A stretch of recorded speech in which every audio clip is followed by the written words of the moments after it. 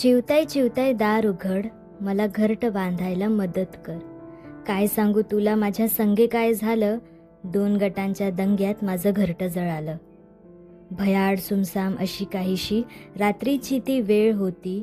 इवलीची मुरडी माझी पिल्ले घरट्यामध्ये निजली होती. तेवढ्यात त्या गटातल्या कुणी माझ्या घरावर हल्ला केला आणि मी डोळ्यासमोर माझ्या घरचं स्मशान होताना पाहिलं. त्या पक्ष्यांनी एकमेकांवर खूप केले आक्रमण. रक्तानी पाने ओली झाली, बरेच पावले मरण. धाय मोकलून ओरडत होते सारे, पण कोणी आलं नाही वाचवायला.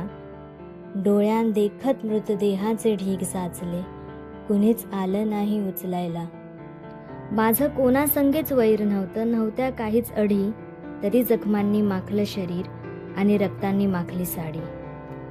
मी फक्त बघतच राहिले ग त्या तिरस्काराच्या आगेत माझ्या पिल्लांना जिवंत जळताना. माझ्या काळजाला चिरा पडत होत्या माझ्या लेकरांच्या किंकाळ्या ऐकताना.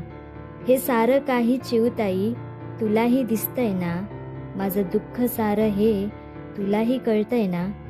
तू म्हणत असशील की हिचं घर जळालं आपल्याला काय, पण विसरू नको की अशी 2 गट सर्वीकडे आहेत.